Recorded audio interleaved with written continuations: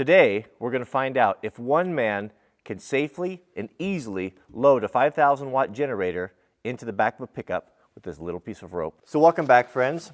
So a few months ago, one of my subscribers contacted me and said, I've got something that's going to amaze you. I am a kind of an old retired farmer turned inventor, trying to find a way to keep myself occupied, and I've come up with something that I think you might like.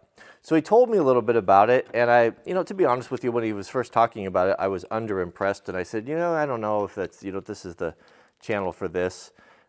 Maybe I recommended a couple other ones, and he was persistent, and I'd kind of forgotten about it, and lo and behold, he sent one in the mail.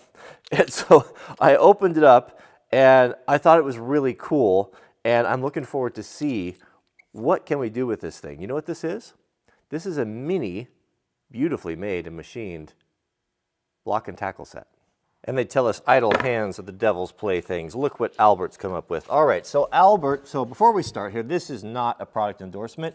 I simply do these things from time to time. We'll come across something that's cool, especially things that are built by our subscribers that I'm happy to share and feature and try out. But if it doesn't work, Albert, I'm not going to give it a very positive review. This is the Nifty-Lift. And so Albert sent a letter here and basically said, I'll just paraphrase it here, that try it out, that he has found that this cord here, which is kind of interesting, I've never seen anything like it. It's a little bit fatter than a paracord, not much. About the same, actually. It feels like a paracord with the inside removed. It's it's kind of a woven deal, but he claims that it has a tensile strength of 1,700 pounds. I don't know, that sounds too good to be true, but he goes on to say that they've actually lifted a V8 Chevy, that's a small block Chevy, with this system, this block and tackle. All right, we're going to find out. So if you don't know what a block and tackle is, this is an old technology here. This has been around since a long time. I'll bet that the Romans used these, I'm pretty sure, and probably it dates way back beyond that. I've even seen pictures of old loggers and farmers that have used large version of these and pulled with a team and actually have pulled stumps out of the ground. It is truly incredible. It's at a mechanical advantage. And so basically, I don't know all the physics to it, but I've used it to my advantage several times, especially winching, that each time, this is the line that we're going to pull here, each time you go through a pulley, it doubles your strength. So essentially, me being a 210-pound person, if I were to put this on a pulley, I could double that. I could pull 420. And if I put another pulley on it, I could double it again. So that gives us the tremendous pulling strength with this mechanical advantage. Now the downside of it is, of course, you have to pull a lot further. So you pull this a long ways for this to go a short distance. You can kind of see that, kind of the principle of spokes on a wheel, but that is what a block and tackle is used. You'll see it on sailing ships, you'll see it, and I think they probably still use it on maybe some modern sailing ships, but the old ones, you'll see the old blocks, and when you read the stories, during when they had sea battles, those things were always coming down, the guys, getting shot down and hitting on the head, big heavy wood blocks. So it's just something that has been around and used for a long time. Now, I've never seen one this small before, not one that was quality. I mean, I've seen little silly ones like you get out of pot metal at hardware stores, but this is really beautiful, actually. So it's got it's all aluminum, and it's very nicely machined. It's actually very well built. It looks like it's got great hardware. I was curious to what the pulleys are made out of, but I can't see. But it's also, he's got these little beaners. These are steel, and these are pretty tough. If you look here, I like these. I've used these before. You see how that is grooved and cut in there? So that when you start putting pressure on this and you run this up there, it's very strong. It's very strong. It's not going to deform unless it's under a great load. I don't know what the strength is on these guys or where they're made, but they are steel. But it's actually very nice. There's a lot of work that went into that. Everything fits really well. I like the way the beaner rotates here without binding up. It's all anodized. This is kind of interesting. So right here, this is a cleat. just like we have on a boat, you know, our fishing boats that you would have that would, as you pull it down there, it's got teeth in it that you can lock that rope down in there. And it's made out of plastic, but it is held in there with some really high-grade Allen bolts. That's really pretty, the way that was done. A question, I wonder about that. Is that going to hold tight enough? Because this is flat. I don't know. We'll find out. But overall, it looks nice. So what could a guy use this for? So this little case, everything fits in there. And he gave me a couple of these guys here. What could you use this for? Well, let's say you did need to load something in the back of a truck. You didn't have help. You didn't have any ramps. You didn't have a forklift or a tractor. Can you load? I mean, I couldn't put a generator in the back of my truck by myself without a mechanical advantage of something. I'd have to go find some ramps or something. So I'm curious to see, will this lift that generator in the back of the truck? Man, Albert, if this thing fails and you drop my 5,000 watt generator, I'm going to be very cross with you.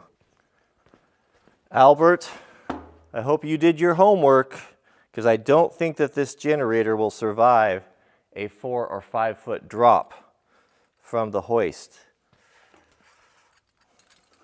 What could go wrong? So for a pulling point, we'll mount the block and tackle up here to Granddad's old block. You see this up here? I've had this for, Granddad gave that to me a long time ago. That is from World War II. That is a Yale spur-geared block, rated at 2,000 pounds, I believe it is. You can't hardly buy quality like that anymore. Interesting story. Granddad, after the war, so in Oregon, the Oregon shipyards were producing Liberty ships like crazy. I think even towards the end of the war, they were producing a ship a day for the war effort. And so when the war was over, there was a huge surplus of all this equipment, and they had a great sale down at the shipyard, and Granddad went down and he bought this Yale block, this spur block. And then set it up at his shop. And we used to use it when I was a kid for pulling engines. Granddad was a mechanic, and we would do side jobs on the weekends. And I remember that hanging up there in his car shed, and I have it now. So that is really a cool piece of history. But we'll use the hook here just to secure our little easy lift here. And little difference in size between these two, huh?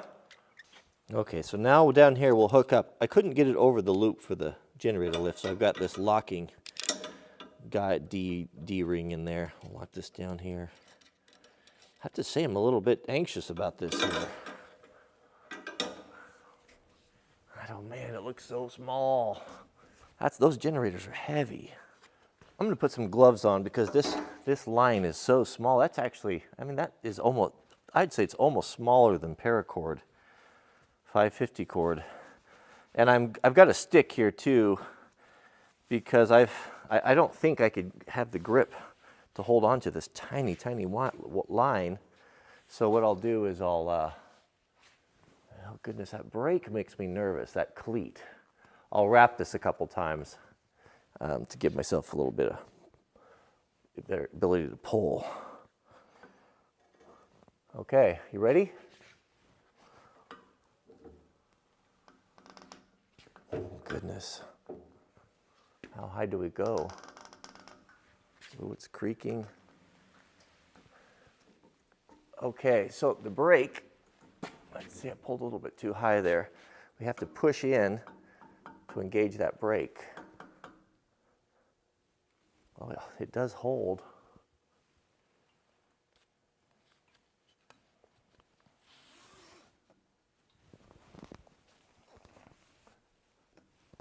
Makes me nervous though.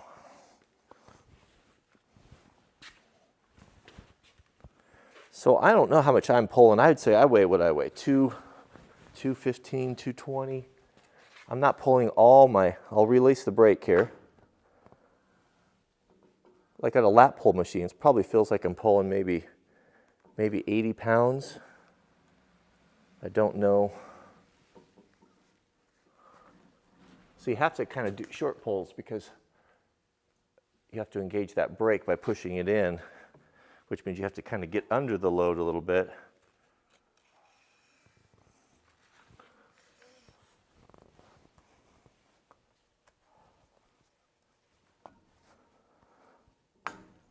Ooh, how high?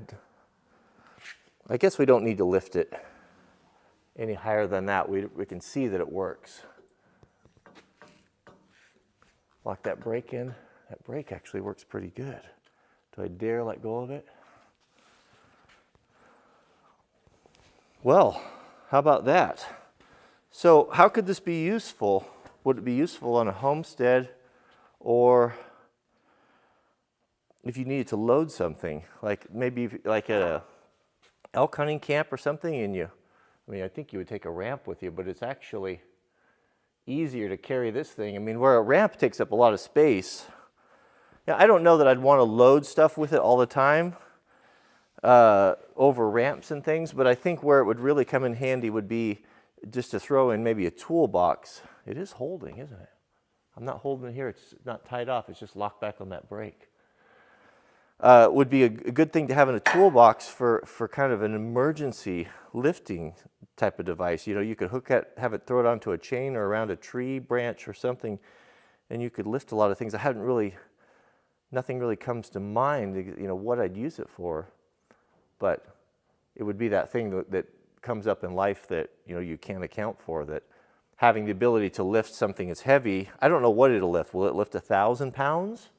What's a small block Chevy weigh with heads and crank and everything in it? Probably, it's got to be close to 900 pounds, 1,000 pounds, is it? 800 pounds? To be able to lift an engine like that with a little small block and this little cord is pretty impressive, really. That's cool. Nice build quality, though. I like that. All right, Albert, you did good. You didn't drop my generator. And this is the this is the Nifty-Lift, so I'm doing this as just a favor to him. I'll link over to his website and just go over there and tell him hi and check it out. But it's kind of cool. But the whole concept, I kind of wanted to share that with you too, how a block and tackle works. This is just on a tiny scale, but it did work. It did work good. All right, so if I wanted to lower it, I'll just pull that brake off. Whoops. Wait a minute. I'll run out of room if I do that. We'll come down here and do it.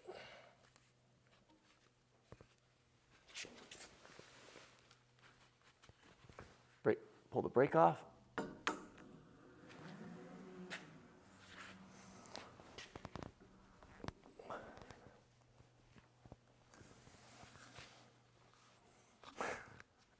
Pretty cool. I have to say, that's pretty cool. That works really good. All right. Good job, Albert.